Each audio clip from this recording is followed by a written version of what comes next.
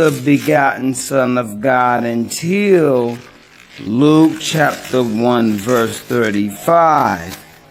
And so we're going to look at that one first. So let's look at here. It says here in verse 35 of Luke chapter 1 verse 35, and the angel answered and said unto her, the Holy Ghost shall come upon thee, and the power of the highest shall overshadow thee. Therefore also that